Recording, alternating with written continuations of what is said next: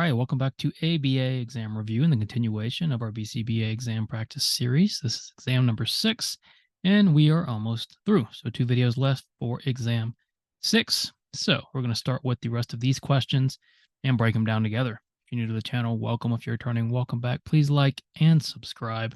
Check out behavioranalyststudy.com for all of our study materials, including our combo pack. We are now offering our exams both printable and digital formats, so you can study however suits you best.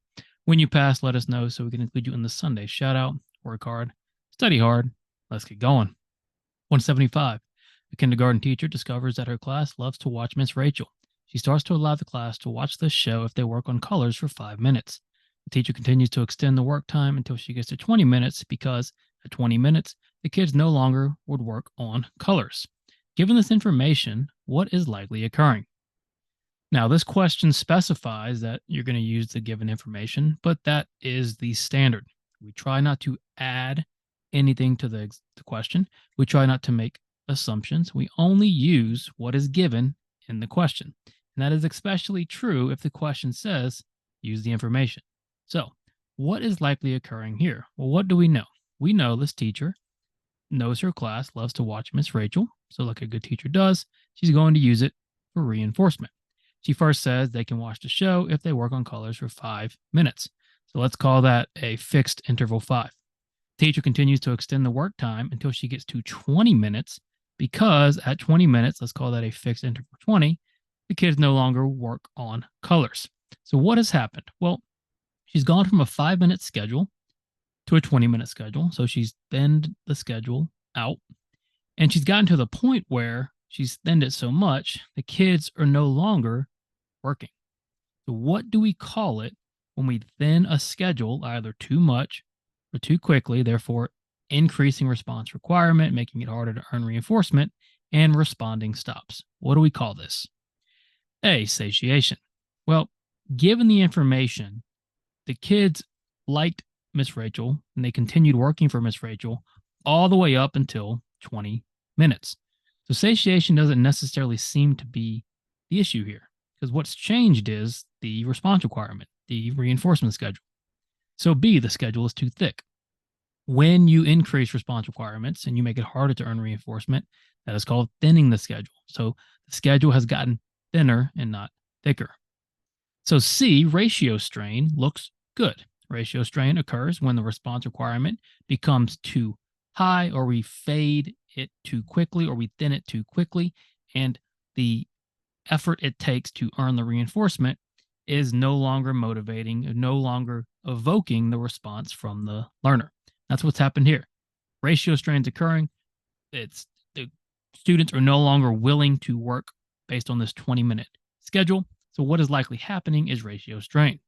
Now, D, resurgence, is just a term that is associated with extinction, and so it is not relevant here. Hopefully you're fluent and you understand what resurgence is, so you're not tempted by D. And D is a good reason and a good example of why fluency is not only important to answer questions, but it's going to help you avoid the mistake that so many make where you're in between two answers, and one of those answers is only an option because you don't understand it. That is not a good place to be. You never want to be considering an answer because you don't understand what it is or why it's relevant. So keep that in mind and why fluency is so important. So, given this information, what is likely occurring is ratio strain. She's increased the requirement, it's too high, she's thinned it too quickly, and now the responses are no longer occurring. 176, the behavior analyst introduces a treatment plan that requires their technician to deliver reinforcement on a FR2 schedule, punish any instances of crying, and put escape maintain behavior on extinction while teaching functional communication. After a week of data, the analyst removes the punishment procedure but continues data collection. What does this most resemble? So we are looking at this behavior analyst, and what have they done? Well, they have this whole treatment plan, and it requires this technician to do a lot of different things. You must deliver FR2 reinforcement. You must punish crying. You must put escape maintain behavior on extinction, and you have to teach FCT. So there are a lot of different things occurring in this particular treatment plan. Now, let's say the data show a change in behavior. It's going to be a little hard to pinpoint what exactly changed that behavior. And when this is the case, we can use our component analyses to figure out what part of the treatment package or plan is really necessary and or sufficient. And so in this case, this analyst started to remove things. They removed the punishment procedure. So what do we call this? A comparative analysis. We know it's not a comparative analysis because it's part of a treatment plan or package. When you have a full treatment plan or package, that's going to be a component analysis. A comparative analysis occurs when we compare different interventions or treatments or strategies that aren't part of a package. That's the main difference there. Keep that in mind. So then we have a dropout component analysis or an add-in component analysis. Now we're getting a little more into the weeds. We're just making it a little harder. Remember, this is practice. We're learning. What is a dropout component analysis? Well, it's the same idea as a component analysis where we're trying to identify and analyze each component of our package. In this case, with a dropout analysis, you are removing different components from your plan to see what is necessary to run it. In this case, the analyst removes the punishment procedure. And if data don't change or continue to improve, what does that tell us about punishment? Well, it might not be necessary. With an add-in component analysis, it's kind of the opposite. Prior to treatment, we're going to start adding different components to a treatment package to see what is sufficient. What do we need in our package to be effective? So the names itself is a pretty good indication of what we're doing here, right? We're dropping out different components of this package. It's not a parametric analysis. Parametric analysis looks at one component and determines how much or the dosage. We're not doing that here.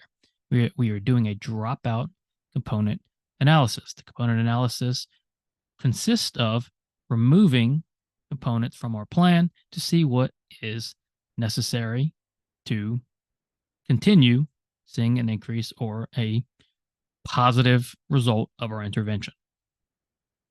177. A woman approaches John and starts to ask John if he can provide her with behavior analytic services. The woman tells John she has an eating disorder that she developed when she was growing up due to abuse. John has no personal relationship with this woman prior to this interaction. What should John consider first? Now, as a behavior analyst, if people know you're a behavior analyst, there are many times where you'll be asked, can you help me with so-and-so? And there's things we have to consider before doing that. Now, first is, what is our relationship, right? Because we never want to engage in dual relationships. However, we can quickly move past that because John has no personal relationship with this woman. So there's no prior history here. Doesn't seem to be an issue from a dual relationship standpoint, given there's no personal relationship. However, the woman says she has an eating disorder that has developed growing up due to abuse. Now, we can't make assumptions here. We don't know her learning history, her genetic history, her operant history. So we're not sure exactly why the eating disorder or abuse, how it's related, any of that. However, just given that information, what does John need to think about? First, A, what he should charge for services to this woman. Well, before he gets to the point of charging for services, should he even take the case?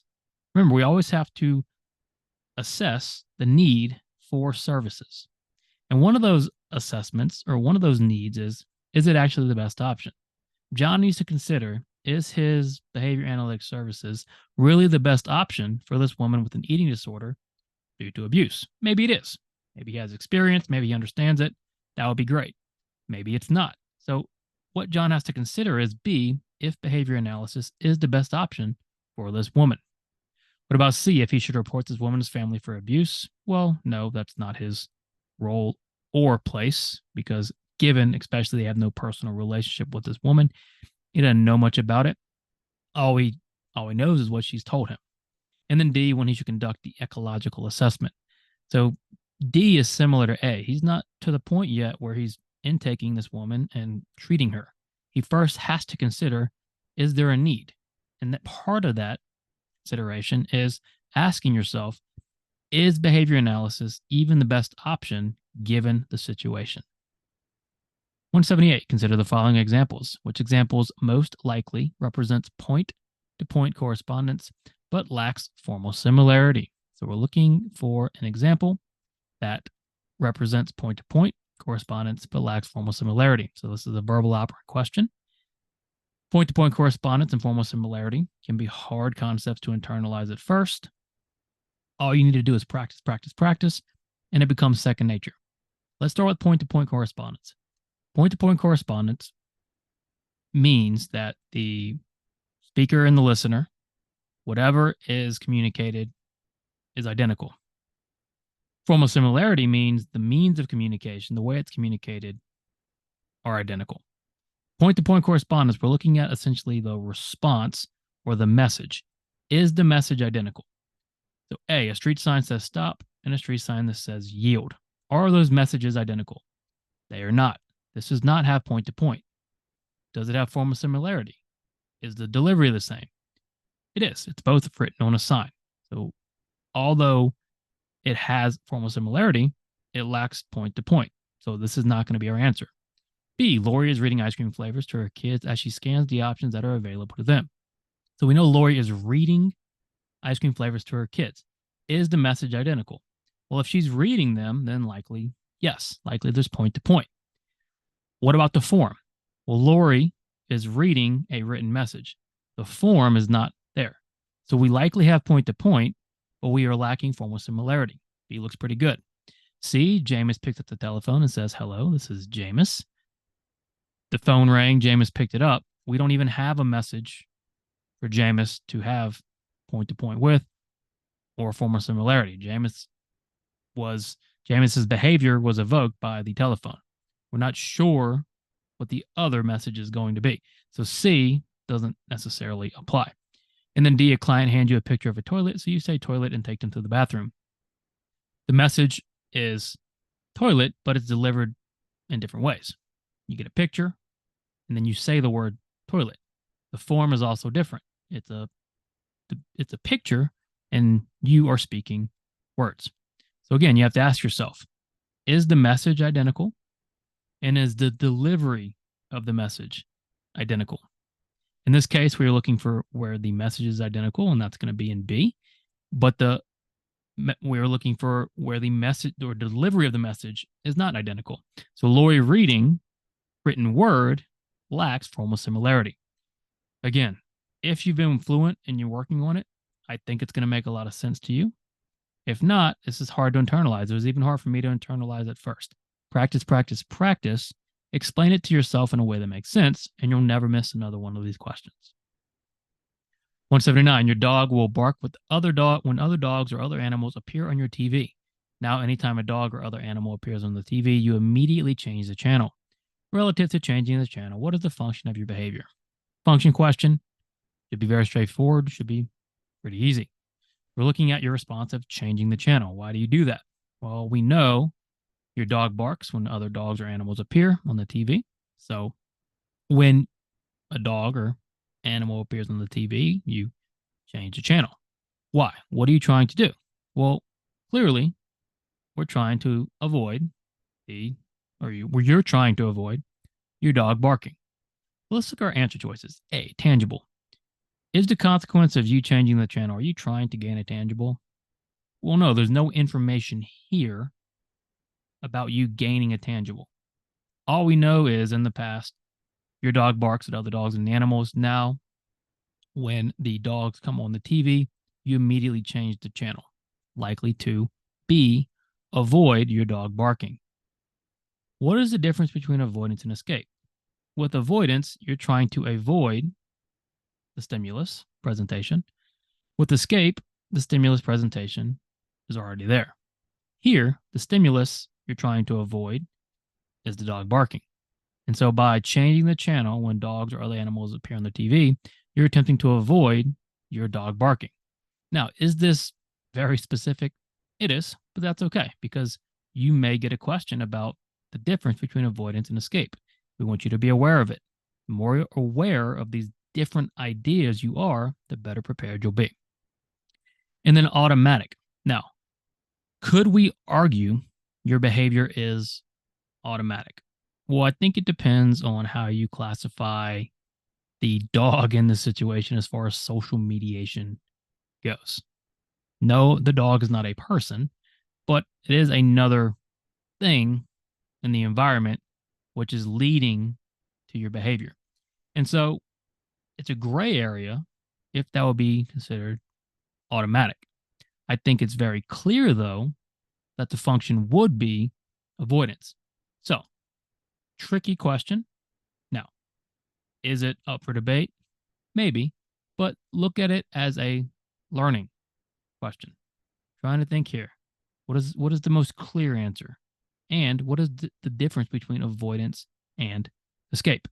Learn from this question. And then finally, 180. Last year at Thanksgiving, Tori's family drank too much wine and ended up arguing about politics. This year, Tori decides she won't serve wine at lunch, but instead hides the wine until after everyone is done eating. What type of intervention is Tori using? We're looking at Tori's behavior and her intervention. What do we know? Ask yourself, what do we know? We're not jumping ever to the answer choices. First, figuring out what do we know? We know Tori's family last year drank too much wine, ended up arguing. Tori says this year, this won't happen. So she doesn't serve wine until after everyone is done eating. What is Tori attempting to do? Well, she wants to prevent what happened last year. What type of intervention is this? A, an antecedent intervention. Antecedent interventions are preventative. They happen before the response occurs. And in this case, it is an antecedent intervention. Why is it not a consequence intervention? Well, a consequence intervention occurs when you react in the moment. Tori is doing this a year later. She's not reacting in the moment to what was occurring. She said, it's a year later. I'm not going to have this happen again. I'm going to make antecedent modifications to prevent the same situation from happening. So she's really doing both an antecedent intervention and a preventative intervention because they're the same thing. So what type of intervention is Tori using? Well, both A and C. Thank you for watching. Check out behavioranalyststudy.com for all of our study materials, including our combo pack. As always, let us know when you pass so we can include you in the Sunday shout out. Work hard, study hard. We'll see you soon.